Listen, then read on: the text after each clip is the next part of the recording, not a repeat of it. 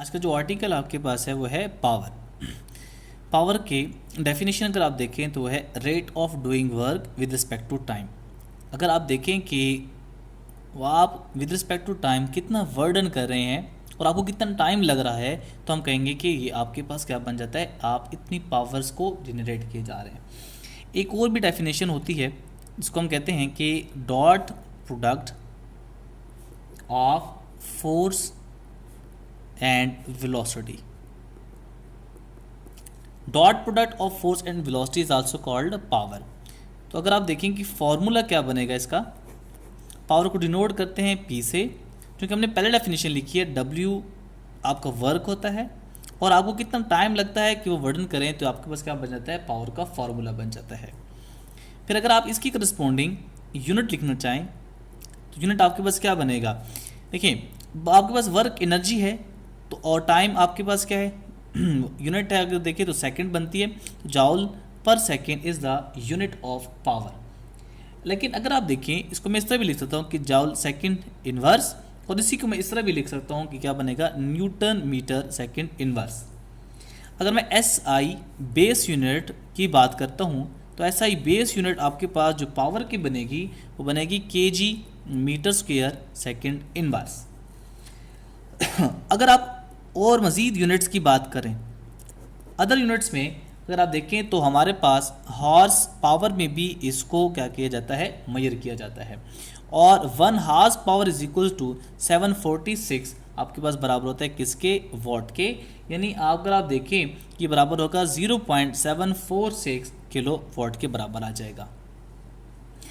अगर आप देखें कि जो कमर्शियल यूनिट है, ये बेटा याद रखना है कि किलो वॉट आवर आपके पास एक कमर्शियल यूनिट होती है जो आम तौर पे हम बिलिंग वगैरह के लिए यूज़ किए जाते हैं। और commercial unit of electrical energy, यानी अगर आप देखें पावर जो आपके है एनर्जी की, वो आपके पास किलो वॉट आवर है। इसका मतलब है कि 1 kilowatt hour is equal to 3.6 megajoule. और अगर आप इसको लिखेंगे तो लिखेंगे 3.6 इंटू 10 की पावर 6 जॉल।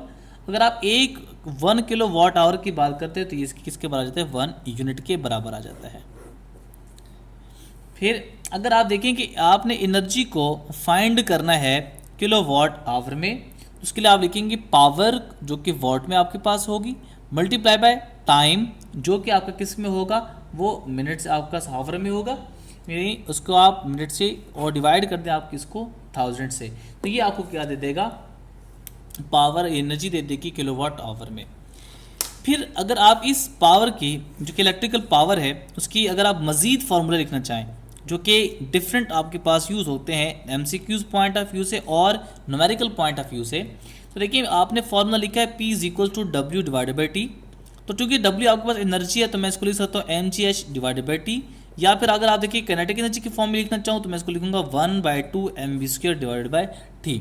तो mgh डिवाइडेड बाई T या फिर half mv² divided by T, दोनों फार्मूले बनते हैं किसके, पावर के। एक और फार्मूला भी आपके पास होता है, W डिवाइडेड बाई T है, आप वर्ड को पुट करें F dot D divided by T आ जाएगा, और D डिवाइडेड बाई टी किसके बराबर होता है, V के, उसको बनेगा P is equals to F vector dot V vector. ये भी आपके पास फार्मूला बनता है, यानी आप इसको इस तरह भी लिख सकते हैं कि F V cos of theta. ये भी आपके पास एक एक्सप्रेशन बनता है किसका, फार्मूला का। जब आप एक और फार्मूला लिखेंगे कि उसको हम ये भी लिख सकते हैं कि power is equals to torque into work, यानी टॉर्क इंटू ओमेगा। ये आपके पास रोटेशनल फॉर्म में अगर आपने फॉर्म को फाइंड करना है। अगर आप इलेक्ट्रिकल सर्किट्स की बात करते हैं उसमें आपके पास फार्मूला होता है P is equals to IV, और इसके मुख्तलिफ एक्सप्रेशन बनते हैं। आपके पास एक बनता है I²R और एक बनता है आपके पास V² डिवाइडेड बाई R। यानी आप अगर V को I पुट करें तो I इंटू I I²R बन जाएगा, और अगर आप यहाँ I को V बाई R पुट करें तो ये बन जाएगा V² डिवाइडेड बाई R।